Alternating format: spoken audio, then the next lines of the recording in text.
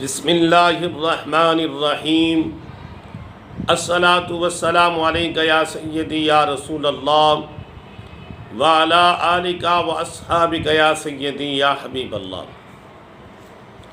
محترم آپ حضرات کے سامنے جیسا کہ مشکوٰۃ المصابیح کا درس جاری و ساری ہے، اسی طرح آج آپ حضرات کے سامنے مشکوٰۃ المصابیح کی حدیث نمبر 80 میں عرض کروں گا۔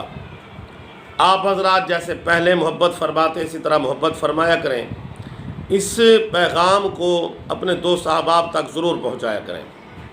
حدیث مبارکہ سماعت فرمائے وعن ابی ہریرہ قال قال رسول اللہ صلی اللہ علیہ وسلم ان اللہ کتب علی ابن آدم حظہ من الزنا ادرک ذلک لا محالۃ فزنا العین النظر وزنا اللسان المنطق والنفس تمنا وتشتہی والفرج یصدق ذلک ویکذبہ متفق علیہ۔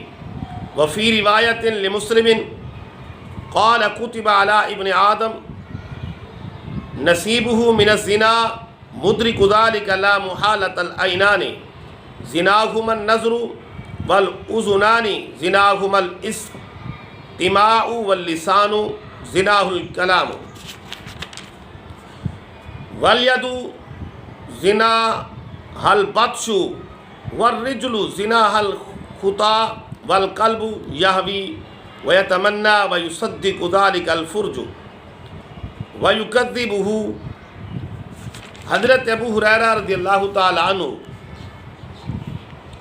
آپ فرماتے ہیں رسول کریم صلی اللہ علیہ وآلہ وسلم نے فرمایا کہ اللہ تعالیٰ نے ہر آدمی پر اس کا زنا کا حصہ لکھا ہے جسے وہ یقیناً پائے گا، لہذا آنکھ کا زنا نظر بد ہے اور زبان کا گفتگو ہے، دل تمنا اور خواہش کرتا ہے، شرمگاہ اس خواہش کو سچا جھوٹا کر دیتی ہے۔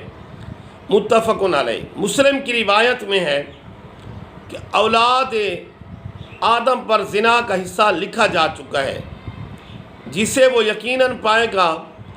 آنکھوں کا زنا دیکھنا ہے، کانوں کا زنا سننا ہے، زبان کا زنا گفتگو ہے، ہاتھ کا زنا چھونا پکڑنا، پاؤں کا زنا قدم سے چلنا، دل چاہتا ہے اور تمنا کرتا ہے، شرمگاہ اسے سچا جھوٹا کر دیتی ہے۔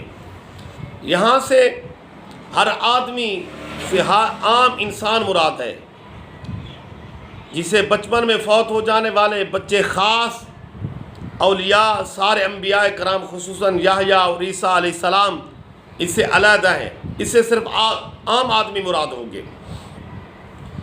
اور جو حضرات انبیاء کو اس میں داخل مانتے ہیں وہ بے دین ہیں۔ مطلب یہ ہے کہ عموماً انسان زنا یا مقدمات زنا میں پھنستے ہیں۔ رب تعالیٰ کا فضل ہے کہ اعضاء کی غیر اختیاری حرکتوں اور گندے خیالات میں پکڑ نہیں فرماتا۔ خیالات پر اللہ رب العزت انسان پر کوئی پکڑ نہیں فرماتا، جیسے کہ حضرت شیخ عبد المحدث دہلوی اشیاء اللمات میں فرمایا کہ زنا کے حصے سے مراد اسباب زنا ہے۔ اسی طرح کہ انسان میں شہوت عورتوں کی طرف میلان قدرتی طور پر ہے، قدرتی طور پر یہ پیدا کیا گیا ہے، مگر جسے اللہ چاہے اسے بچائے۔ خیال رہے کہ حضرت یوسف علیہ السلام کے قلب پاک میں اسی خاص موقع پر حضرت زلیخا کی طرف میلان بھی پیدا نہ ہوا۔ جب علیحدہ کمرے میں تھے کوئی میلان پیدا نہ ہوا تو رب تعالیٰ نے ارشاد فرمایا وَهُمْ بِهَا لَوْلَا أَرَّهَا بُرْهَانَ رَبِّي، یعنی وہ بھی میل ہو جاتے اگر رب کی دلیل نہ دیکھ لیتے، اللہ کی دلیل نہ دیکھ لیتے، ہو سکتا ہے وہ بھی میل ہو جاتے، لیکن ان انبیاء کرام علیہ السلام میں شمار ہے، عظیم نبی ہیں، اس لیے اللہ رب العزت نے ارشاد فرمایا انہوں نے دلیل دیکھ لی تو ان کی طرف ان کا کوئی میلان نہ ہوا۔ غیر عورتوں پر شہوت سے خیال رہے، اچانک نگاہ معاف ہے، آمدن دیکھنے پر پکڑ ہے، یہاں دوسری نظر مراد ہے۔ اجنبی عورتوں کے حسن و جمال کی تعریف زبان سے زنا ہے، اسے شوق سے سننا، لذت کے لیے کان کا زنا ہے۔ بعض عورتیں اپنے خامتوں سے دوسری عورتوں کا حسن و جمال بیان کرتی ہیں، یہ بھی سخت جرم ہے۔ عورت کا دوسری عورت کا حسن و جمال اپنے خامند کے سامنے بیان کرنا یہ درست نہیں ہے۔ اس لیے اکثر لوگوں کے جو ہے نا دل و دماغ دوسری طرف چلے جاتے ہیں، اس لیے شریعت نے منع فرمایا ہے دوسری عورتوں کا حسن و جمال اپنے خامند کے سامنے بیان کرنا۔ کان لگا کر توجہ سے، اس لیے یہاں استماع باب افعال سے ہے۔ کیا ہے؟ یہاں باب افعال ذکر فرمایا۔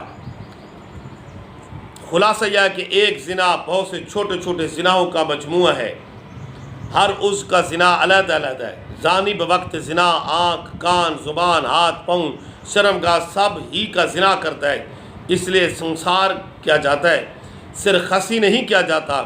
لہذا انسان کو چاہیے مقدمات زنا سے بچے۔ سینما، مروجہ، ریڈیو پر فلمیں، گیتوں کی نشر و اشاعت کا انجام دیکھا جا رہا ہے۔